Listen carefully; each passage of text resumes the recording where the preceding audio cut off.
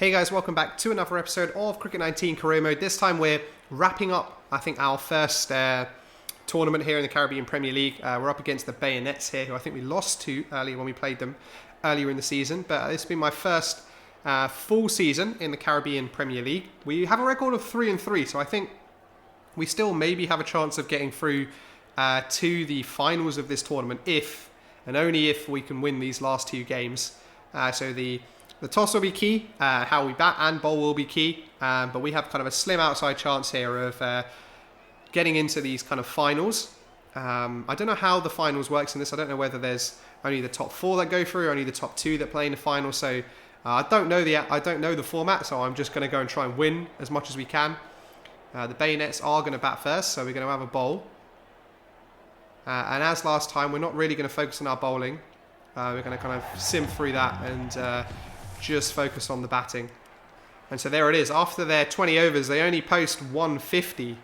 So how the opener getting out for a duck, and then they're all kind of making starts, but none of them getting a huge score. So 150 is very much chaseable. So hopefully we can chase that in plenty of time. Oh wow. Well, yeah. Talking about poor starts, we're in on the third ball. Oh no, definitely no run in there. Let's not make it none for two. We're only chasing 151. So we don't need to do anything too stupid against chase and holder here in the first over. I think we just made it home there. At least we got our first run on the board. 150 is not a huge score, so we will. You know, we've got time here to pace our innings. We don't need to do anything too stupid. Obviously, we got Bravo at the crease as well with us. He'll obviously be scoring the runs as well. So brave move here. Spinner in the fourth over. And gone for a boundary first ball.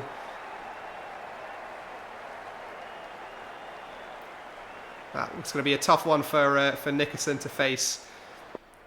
First ball he bowls. Oh, this one looks like it might have gone too square. Did we get home in time? I think we just did. That was very close. We went to smash him again. Ball was just a little shorter.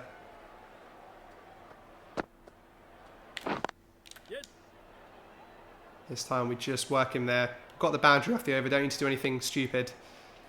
Bravo's already off 23 or 14 as well, so he's scoring at a pretty quick rate. And pick the gap this time, but just not well enough to get to the boundary. And we do pick up two.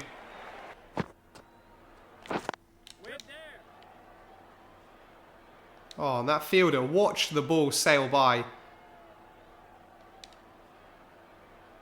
Oh, I was rapid there. The keeper's end was definitely the right one there. Bravo was strolling. And we picked up 3 that time.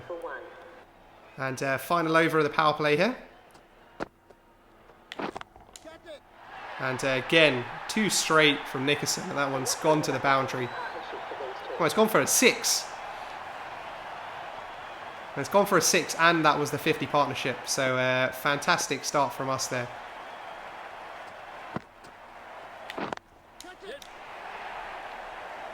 And that one's gone through the gap. Should be a 4.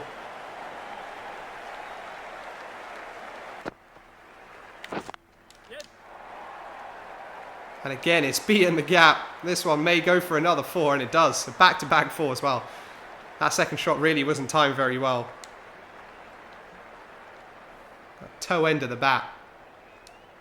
And really looking to make the most of these final power play deliveries. This one may be out. No, it's beaten the fielder. And again, it's gone for another 4. So timing hasn't been too well. Timing hasn't been too good. But we're still finding the gaps here, particularly on the onside. And again, poor bowling here by Nickerson. He's bowling way too straight. And I'm both hitting the gaps and getting it over them. So there's no chance there. And we've moved on to 37 off 15.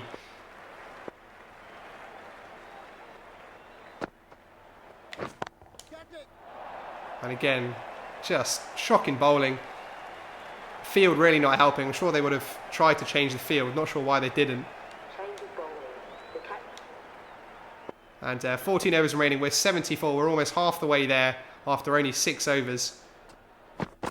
So we don't need to do anything too crazy now.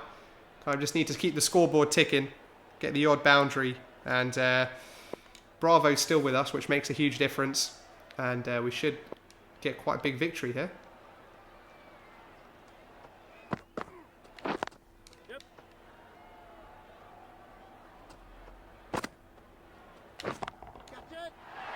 Oh, this one might be close.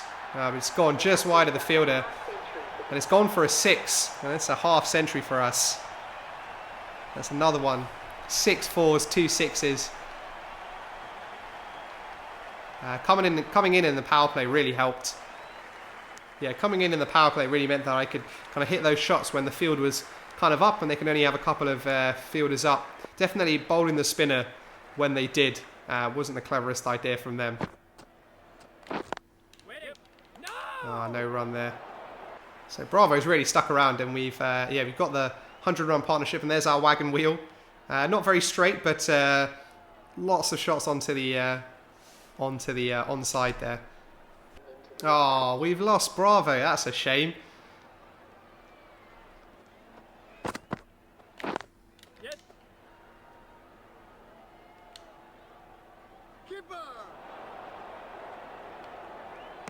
Get a 2 in there.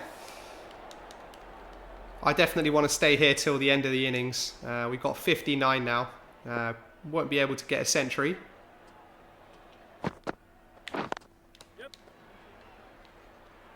Alright, so Jason Holder's back.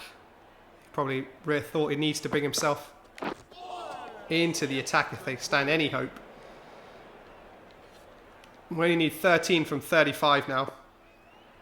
So not many runs needed at all. Oof, that was an uppish shot. Just falls short of the fielder. And yeah, we go on and win it. It looks like Celestine got the last couple of runs. We didn't even get a chance to see. But we win by 8 wickets. So another good victory for us. Looks like we're on a little bit of a roll now. And another good half century from us. And finally, we win man of the match. We got 66 off our 34 there. And we got 1 for 29 in our bowling as well. So there's no way we weren't going to win man of the match that time. So finally, we got that accolade. All right, so we're on our, what is it, our last game now, I think? Yeah, it's our last game. We've now moved into second in the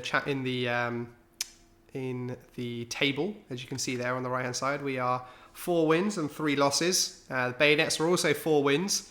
And the Nationals are 4 wins as well. So we're against the Brave. That's our last game. They are 2 wins, 5 losses. So they haven't had the best tournament. So hopefully we can make sure we win and hopefully guarantee ourselves a path through to the finals. All right, so it's our last regular season game against the Jamaica Brave. Well, they've got David Miller, Ish Sodhi, Kim Roach, Shane Thomas. So some recognisable cricket names, big in the world game.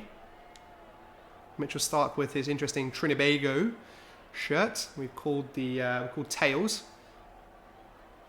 And it is heads. So we've lost the toss in the final kind of group game. I would bat if I was them. That's exactly what they're going to do. So as last time, we're gonna sim through the bowling. I've actually noticed that the scores were slightly lower when you sim through the bowling, which is a good thing for me. Plus, I also want to focus on the batting, not really the bowling side. And so again, they seem to have not posted a very high score at all. They're 134 for 7 from their 20, which isn't a very high score at all. So I definitely fancy our chances of chasing this down. Hopefully we can play a big role in getting some runs and getting this final victory. Right, well, so there's been another early wicket. And we're in what, the 3rd over this time, but this time with Markram. So Bravo's gone. And we're again against a spinner. So we'll be looking, if we get the opportunity, to take advantage. But just a couple of wides from him there. So I'm not going to be tempted to hit those.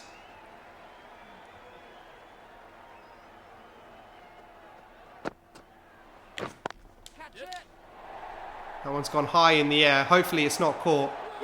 Oh, but it is caught. Oh, well.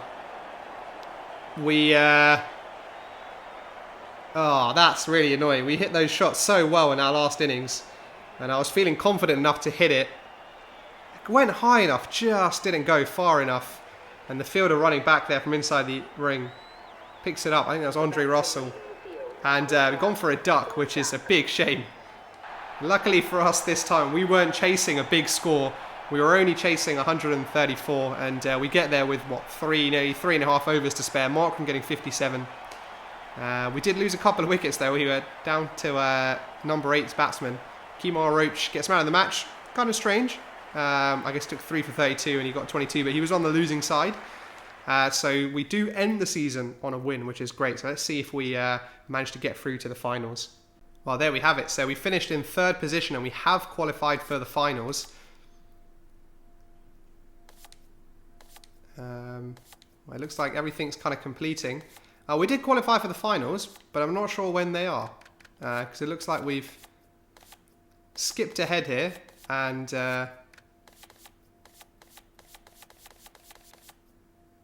well, that's a strange one. So we qualified for the finals, but we didn't actually get to play. It looks like we've missed a couple of the first couple of T20 games here for Warwickshire because of our participation in that tournament. So we're going to start here against Yorkshire in more T20, but this time again for Warwickshire in the UK. But I'm going to leave the episode at that. Slightly strange that it said that we did qualify, but we didn't get to play any of the finals. Don't know whether those are next season. I don't know what happens there. That was slightly strange. I don't know whether that's a glitch in the game. But if you look at there, Warwickshire have had a pretty good start to the T20. We're 2 wins and 1 loss. That's not too bad. Hopefully we can contribute. Just before we end there, we're going to have a look at our selection status. So this is really promising to see. So we're getting attention for the England ODI team for the tour of Pakistan, which is cool. We're a fair way off the South Africa tour and the Australia tour.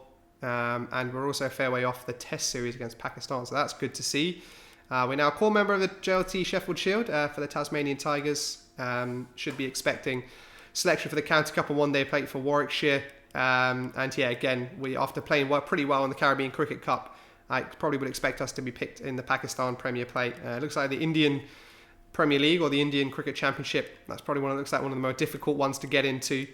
But we're getting attention, so I didn't even realise that at the ODI level for England. So that's really promising. So hopefully in the next couple of episodes, I will be playing some of these T20s for Warwickshire offline just to make sure that when we sim through, we don't get too lower scores. And then hopefully, fingers crossed, very soon we can be maybe playing for England. So I hope you guys enjoyed this episode anyway, and hope you're enjoying the career mode as a whole. We're kind of getting to the interesting part now where we're on the fringes of the England team, so that's kind of exciting. And if you guys aren't already subscribed to the channel, please do, and I'll catch you on another episode.